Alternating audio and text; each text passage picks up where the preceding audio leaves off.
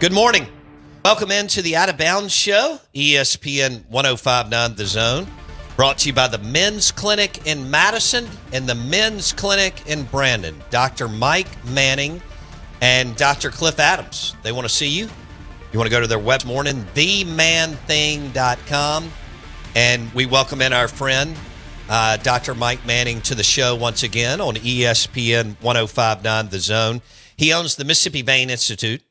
He owns the Men's Clinic in Madison, Madison Compound Pharmacy, and then he owns real estate and all sorts of other things. So, Dr. Mike Manning, good morning. How are you? Man, it's all good. Thanks for having me. How you doing? Doing good. Good. Yeah. How's the family? Everybody's good. You know, is Scarlett keeping everybody straight? well, pretty much. You know, she runs the show for sure. You Okay. know, 38 years in, you know, I know who the boss is for sure. I got that. You got a daughter in vet school.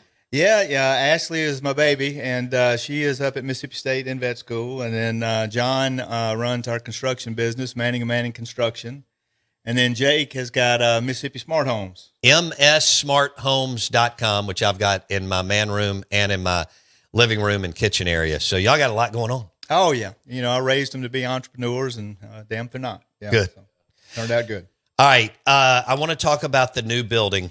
Yes. Okay, this is cool. Yeah. I've been talking to Lynn. You and I had a conversation about it several months ago. The Men's Clinic in Madison is booming, but you opened up Brandon a few years ago, Right. and now you'll be opening up a new building soon. Yeah, you know, we started a couple of years ago, just rented some space, you know, just to see how it would do in that area. And it has really grown. They got, you know, 600, 700, 800 men in that clinic now in Brandon. And so we started building our own building. John, my son, is the builder of that building, and we'll be moving in about 2 weeks. Good. Yeah. That's exciting. And we designed it to look like our clinic in Madison, you know, so it's got, you know, the heart pine floors, the wood walls, the fireplace, you know, it kind of looks like got a hunting lodge feel to it. You know, I tried to create something that was comfortable for guys. You know, guys don't like going to the doctor. Hell, I don't like going to the doctor. Right. So I wanted to have an environment that was, you know, inviting. Sure. Yeah. All right. For someone listening that's 35, 45, 55, 60 plus years old. Yeah. And we're all going through these aging phases and stages in life. And that's why you and Dr. Cliff Adams started the Men's Clinic in Madison. Now you have the one in Brandon. If someone's never heard of y'all, Yeah. what do y'all do at You the know, Men's Clinic? it's really a wellness clinic for guys. You know, our objective is to die young as late as possible. That's what I Amen tell to that. everybody. That's right. And you know, we do hormone replacement. We do medical weight loss. We you know, have our own pharmacy on site. You can use that if you want to. You don't have to, but most people want to because it's run by Matt Chambers, who is just phenomenal. He's a rock star. Yeah, I can't say enough good things about Matt. He makes incredible medicines for us at incredible prices. So that's fantastic. But, you know, our objective is to keep men as healthy and as strong as possible throughout the aging process. Right. Yeah, that's our objective. And really, you know, what it comes down to is maintaining musculature as you age more than anything. Right. You know, muscle is metabolic health. It's really mitochondria is what it is. Mitochondria are, you know, the little organelles in our cells that produce energy.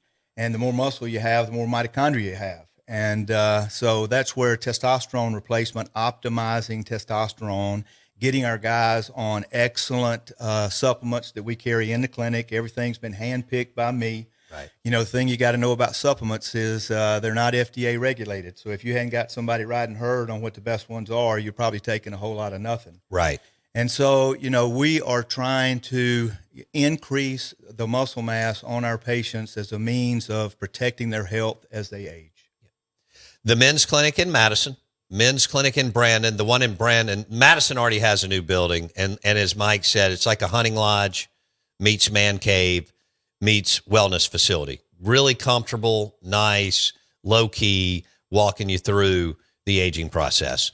And then the building in Brandon will open in the next couple of weeks. Couple of weeks, right. And you brought your guy in last year. Yeah, I did. Michael Nems, he is, Michael. you know, he runs that one out there. He's a nurse practitioner, excellent. I've known Mike for, I don't know, 20 or 30 years. We used to work together. I used to be an anesthesiologist back in the old days, and Mike and I worked together at St. Dominic's some, but he's excellent, does a fantastic job out there, and has really, really grown that clinic in a short amount of time.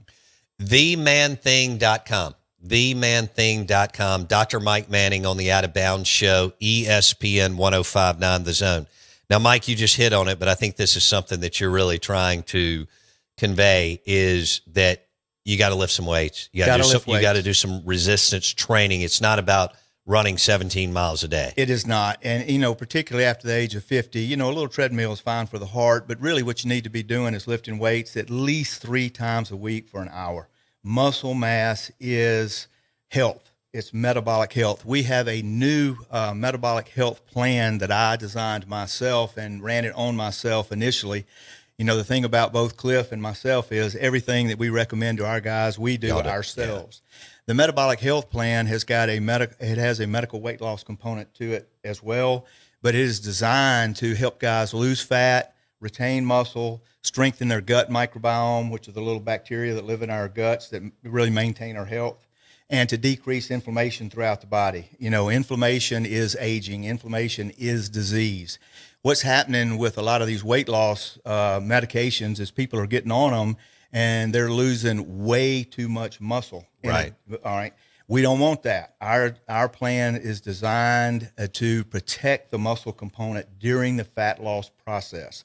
Our patients come in every month and they get on a body composition machine so we can see exactly how much muscle they have, how much fat they've lost, and we have them on a supplement regimen that helps protect the muscle component during the fat loss process. And I got to tell you, I ran it on myself, and I was 192 when I started. I'm 172 sitting here with you today. All my inflammatory markers went to 0. I mean, it is phenomenal what that will do for your health. We check a very extensive biomarker panel before we put our people on the program. That's a panel that I designed myself that has 10 of probably the most important biomarkers for your health on it. And we see what it is when we start, and then we see what it is when we finish. So, and basically every plan is customized. Oh, absolutely. Because everybody's body's different is what you're saying. Everybody is a little bit different, for sure. Everybody has a different objective. You were able to safely lose, anywhere from 10 to 12 pounds per month.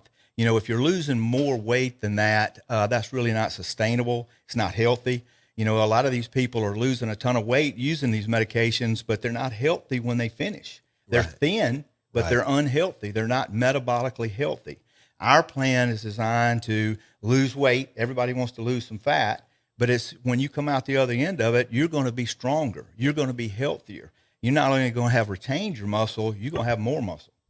Dr. Mike Manning with the Men's Clinic in Madison and the Men's Clinic in Brandon and the Men's Clinic in Brandon will open their new building in the next few weeks, which is going to be awesome. Also, he and Dr. Cliff Adams had the Mississippi Vein Institute, which is right around the corner here, right off Highland Colony. All right, real quick, I got 30 seconds. You're also a big proponent of a high-protein diet. Oh, absolutely. You need to be taking in about 1 gram of protein per pound of ideal body weight. Let's say you weigh 200, you should weigh 170. You need to be taking in 170 grams of protein. The only limiting factor there is kidney function. For people who have compromised kidney function, they need to be a little more careful on the protein, and that's something we can coach you on. We'll see that on your lab work when you come in. Yeah. But if you have normal, healthy kidneys, taking in 1 gram per pound of ideal body weight is critical for not only maintaining muscle, but making muscle. TheManThing.com. Dr. Mike Manning, the Men's Clinic in Madison and the Men's Clinic in Brandon, and, of course, Mississippi Vein Institute. Go to TheManThing.com. TheManThing.com, and they will start to help you walk through the aging process. And as Mike said, it's a wellness facility for men, which is what we need because we don't like to talk about anything. We don't. That's right. But they make it comfortable, and it's got this super cool man cave hunting lodge feel. TheManThing.com. Have a good weekend, my friend. Thank you, brother.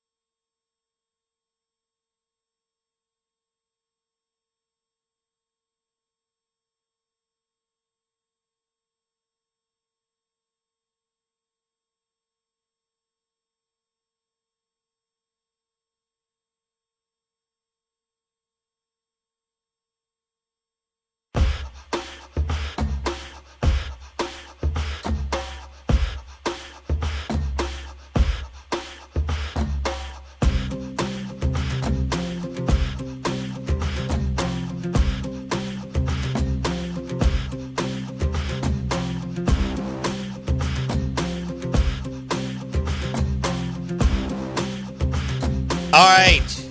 You guys asked for them, so we delivered. Jackson Meadows got it done yesterday.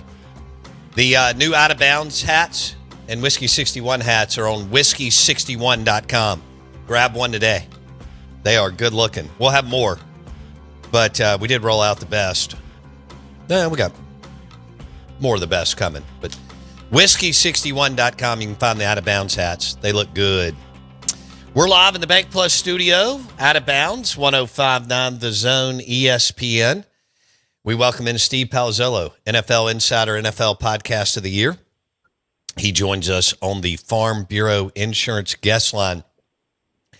Steve P., did you see everybody complaining about the Super Bowl that it wasn't a good game?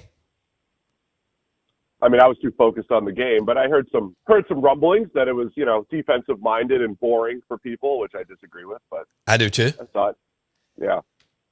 How would you now that it's all said and done? Most people don't keep up with Seattle Seahawks football, okay? Just because of where they're located and so on. Yet they've had a lot of success since Holmgren and Carroll, and now winning it under Mike McDonald. Now that it's done, how would you rank or kind of define this Seattle Seahawks defense now that it's all said and done? Yeah, so it's been a fun ride, I think, watching Seattle rebuild. So Mike McDonald coming over from Baltimore, being in year two, he was a 2-year defensive coordinator there, and the first half of the year was a little iffy, his first year in Baltimore, and then something clicked. They traded for Roquan Smith, and they got the most out of Kyle Hamilton, and they started to just play really good football. So by the time Mike McDonald was ready to become head coach with Seattle, that was one of the best defenses in the league in Baltimore. And I'd say the Seahawks went through a similar evolution over the last 2 years. They started slow. They started to add pieces. Ernest Jones by trade, similar to the Roquan Smith thing. You add a linebacker to the middle of the defense. I think McDonald is really good at working with the GM to identify what's needed to make his defense work. And I think that's an underrated aspect of the general manager job, is working with the coaches to get not just what they want, because I think I've talked to a lot of coaches through the years who like a guy or don't like a guy because of their system, and they might be wrong, but you have to be on the same page. And I think McDonald, worked with John Schneider to get the players that he needed, and they get Leonard Williams last year for a second rounder. They get Ernest Jones in a trade at linebacker. They pick up DeMarcus Lawrence from the Cowboys this offseason as an excellent buy low with him coming off of injury. And then the draft picks over the last few years, Devin Witherspoon at corner and Nick Eamon-Wari at safety, but, using him in and around the line of scrimmage. Veteran additions like Julian Love at safety a couple years ago had the pick in the Super Bowl. So it's a fun team building exercise to go back and say, how did they get here? The brick by brick approach to rebuild this defense and pair it with Mike McDonald. And what they like to do is they don't send a ton of blitzes, but when they do, it's well calculated. When they send 4, there's a little bit of indecision still created for the offense, so they get their one-on-ones, and they're just feisty and competitive on the back end. So it's tough to find windows to throw, and they play the run really well with fewer bodies, right? They win the math up front by being able to stop the run without having to commit. So they just do a lot of things fundamentally well, and I think McDonald and John Schneider deserve a ton of credit for the way they've built that side of the ball as well. So that was the 3rd Super Bowl for John Schneider, 2 wins. Man, that guy's building a Hall of Fame resume as a general manager with the Seattle Seahawks. He is Steve Palazzolo, NFL Insider. His show, Check the Mic. He joins us on 105.9 The Zone ESPN. Brought to you by Stella Artois and Wings. That's a winning combination for this weekend as you enjoy opening day of college baseball in Starkville at Dudy Noble, Swayze, and, of course, all 3 of our teams opening up, Mississippi State, Ole Miss, and Southern Miss. Let's switch gears, Steve P. Baseball? No, not quite, but we will. We will. I want to go to the Hall of Fame class. And so Breeze is first ballot and Fitzgerald. Then you got Adam Vinatieri.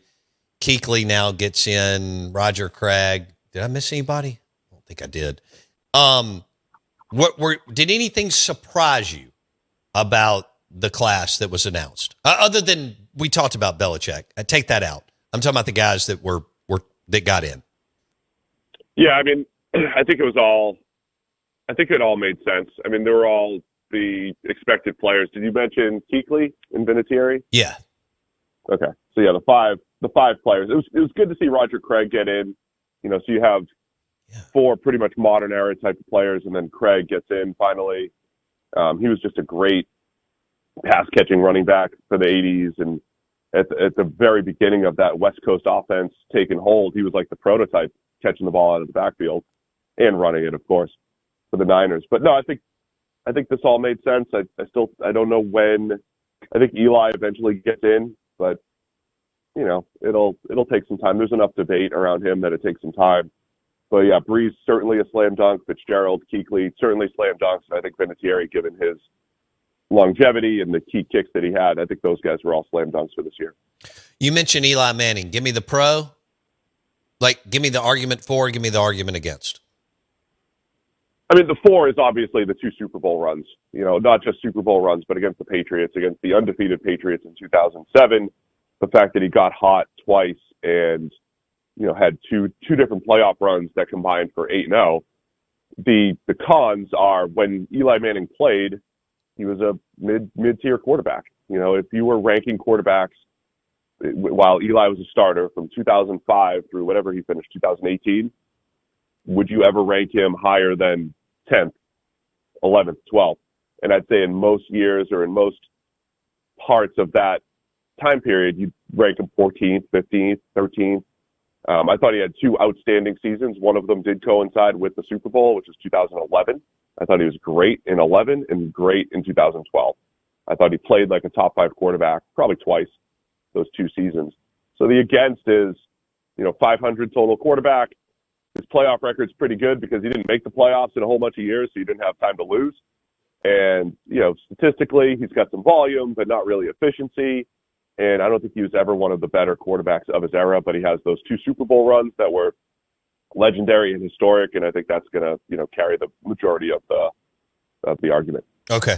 But, I mean, it's a crowded space, right? I mean, we've been through this debate on really, really good players not getting in, and you've got a new group every year. Do you expect it to happen sooner or later, one of those five? Yeah, I don't know how it's going to work. There are a lot of players going in, and I think, look, the Hall of Fame voters do their best to try to adjust for era, but it's still a challenge. I know fans really struggle with this. They say, hey, look at these stats from this guy in 2026 or 25, and look at this guy's stats in 1989, and they're better. It's like, all right, come on, man. Completely different game. I think that the voters try to do that, but there's going to be a logjam of wide receivers. Guys like Torrey Holt, I think, should be in, and Jimmy Smith, and it's like they're picking and choosing these guys that were high volume receivers. But I think even for their era, they were great, and then we're going to get a whole chunk of new receivers. And so, yeah, there's going to be a lot more players coming in who definitely need to get into the Hall of Fame, and it will be a challenge, I think, for guys like Eli who are holdovers. But there's always a couple players like a Roger Craig where the voting builds. Right, it takes years, and the voting it builds, and you get a few more and a few more until you get over the top. So I think Eli might eventually get to that point.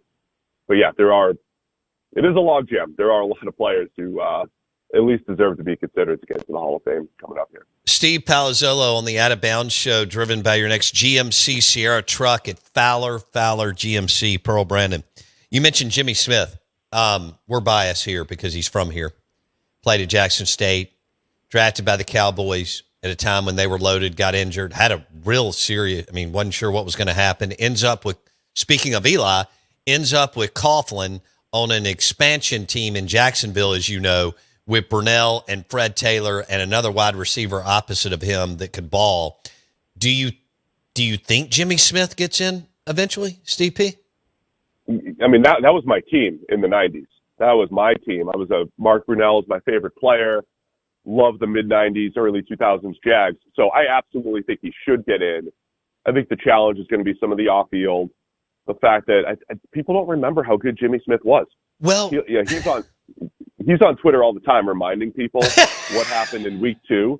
But like in week 2 of 2000, the Jags go up against the Baltimore Ravens, the 2000 Ravens, and Jimmy had 291 yards on 15 catches against the 2000 Ravens. It was insane.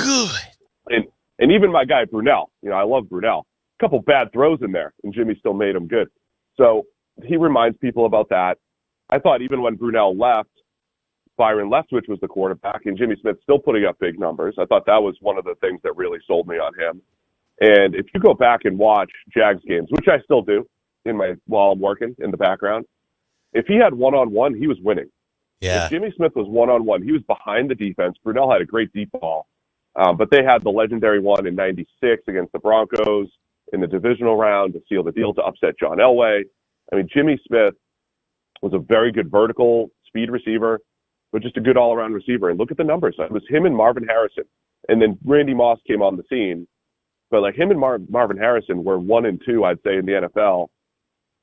And Moss, say 1, 2, 3, for a period of time. But Smith and Harrison had more volume. Like they were catching 140 passes one of those seasons. So, yeah, Jimmy Smith, I think, is absolutely deserving, and people forget just how good he was.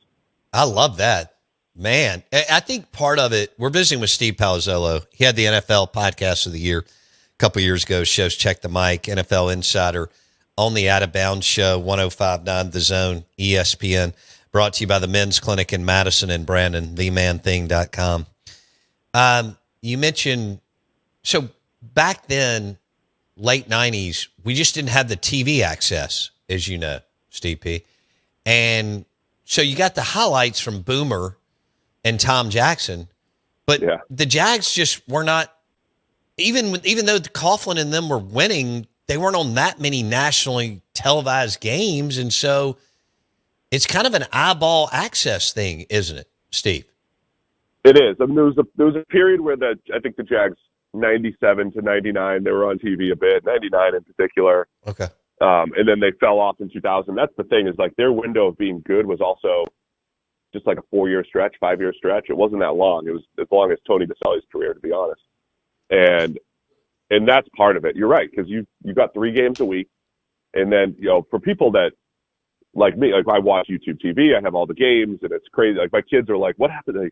They were like, where are all the NBA games? I'm like, listen, kids, we don't have all the NBA games. This isn't the norm to have all the, like I opt into all the games for the NFL, but that's not the norm for sports, right? You don't always get every game. Right.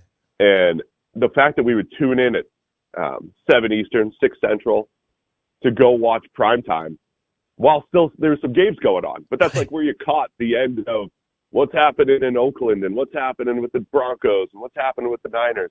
It was a crazy system, but it was fun.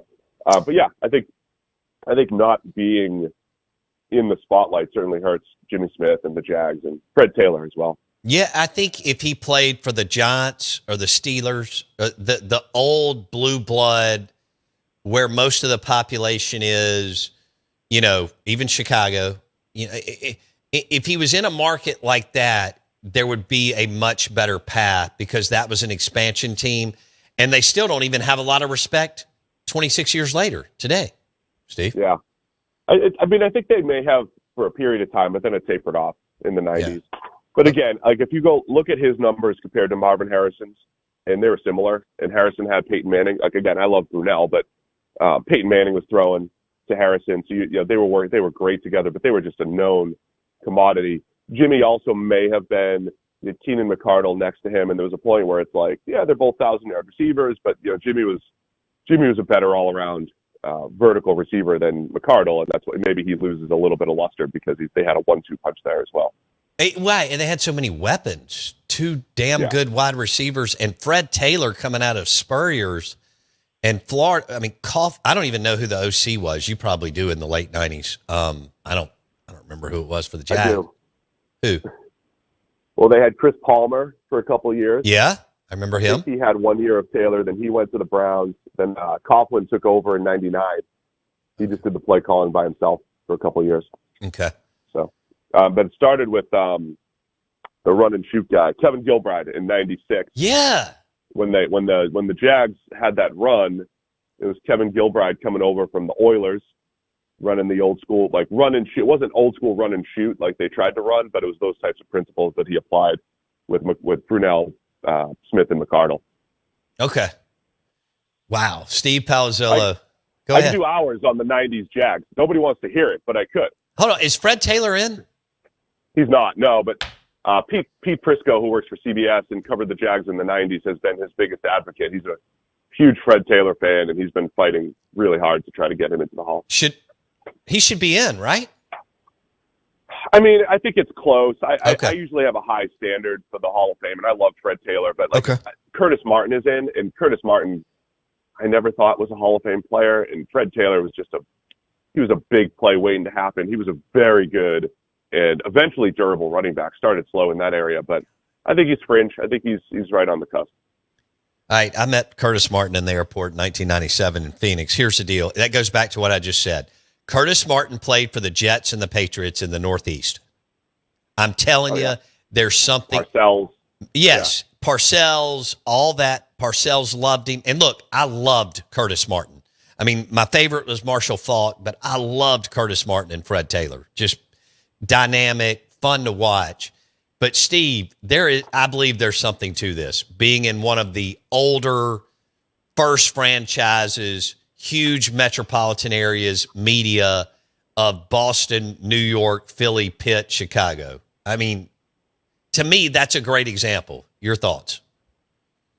Yeah, it certainly helps. Because the media are voting. It's the media doing the voting. And the thing that I hate, and this happens with the Baseball Hall of Fame all the time, is that they factor in, wow, did this guy give us good interviews? It's like this really old school conceited view of, was this guy nice? Was Jim Rice too mean to the media? Should he get a Hall of Fame vote in baseball? It's like the dumbest thing. I think maybe they're coming out of that, but that should never be. Was he nice to me? So, God. Yeah. But that's how they think. That's how they've always, like, they're, smoking their cigars, controlling the Hall of Fame with a little bit of power. And so hopefully that's changing. And then the media market thing, hopefully again is changing as well, because we all, I think more people now than ever think about the entire league, in part because of fantasy and everything. You think about the whole league, not just your team.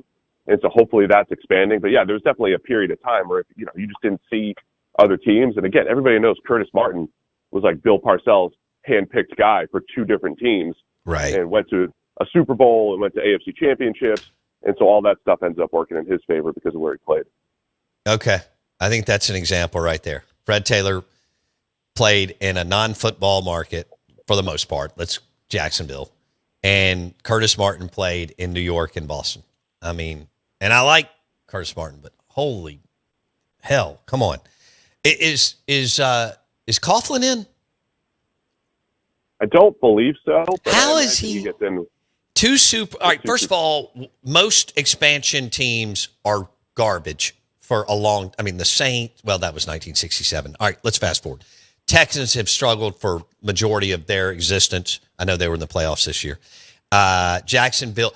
What Jacksonville did right out of the gate, winning, is rare. Do you agree, Steve? Yeah, they had some advantages back then. If you remember, the second year was '96. Them and the Panthers both made it to the championship games. Panthers made the NFC Championship and lost to the Packers. Kerry Collins. Got it. Back then, yeah. But the Jags, so they were given 2 draft picks per round their first year, and they both attacked free agency. I forget what happened there with the cap, but they both were able to bring in some free agents. But yeah, it was an amazing turnaround. Like, imagine that today. A team shows up, they have a rough first season, and by year 2, they're 1 game away from the Super Bowl. That's what happened with both the Jags and the Panthers. And the Jags sustained it. The Panthers did not. But Coughlin did a great job getting the right people in the building almost immediately and drafting well and also bringing in free agents. And yeah, they were very good for about a 5-6 year period. All right. So Coughlin has 3 rings. Did he have one with Parcells and the Giants as an assistant and then 2 with the New York Giants as a head coach? And then he took Jacksonville. He crossed over, but definitely the 2 with the Giants as head coach. Okay. And he took the Jags to an AFC championship game as an expansion. I mean, what are we doing? God, and then I think you got to give, maybe Ernie, of course, he doesn't have quite enough, but he was the architect.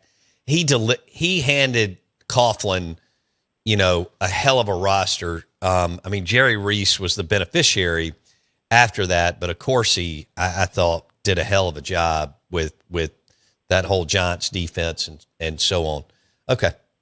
What do you got, Jackson Meadows? Coughlin's head coaching record is probably what's going to catch him there. He's 170 and 150 overall. Yeah, but that in the NFL, that's good. I agree. I mean, if you're slightly over 500 because of the way the league's set. Steve, your thoughts? We've got a couple of minutes. Your thoughts on his over? I mean, hell, you won 2 Super Bowls. What are your thoughts on Eli his argument? Right. It's like how do you weigh, say, mediocrity versus the runs that you had? But and Coughlin going to two AFC championships with the Jags, 2 Super Bowl wins with the Giants. I think that's probably enough. yeah, to me, they're different. One's a coach, one's a quarterback. But the reason why Coughlin may trump Eli is because of his resume with the Jaguars, which is simply incredible considering they were an expansion franchise, right? I agree. Yeah, I mean, again, he had them looking really good by the middle of their second season, and then they were, one of the best teams in the NFL for 5 straight years, almost immediately. That should absolutely weigh for something. Okay. That's why his record's not good, right? He didn't have a good record with the expansion Jags in '95, with rookie Eli and for a lot of '04, right? That's why some of that record is the way it is. Okay. Is there a guy that jumps out at you that that you're like, how in the hell is this guy not in the Hall of Fame? As all this got brought up the last few weeks? This guy's under the radar, but he's big time in Cincinnati here. Willie Anderson, the right tackle for the Bengals. I've helped him with his MVP case a little bit over the last couple of years because right tackle, there hasn't been a right tackle entered into the Hall of Fame since Jackie Slater in the 80s. And so people are trying to get this out of their head that the right tackle's less than the left tackle, but I've been trying to help explain it's just as difficult as left tackle, and Willie was one of the best and all this.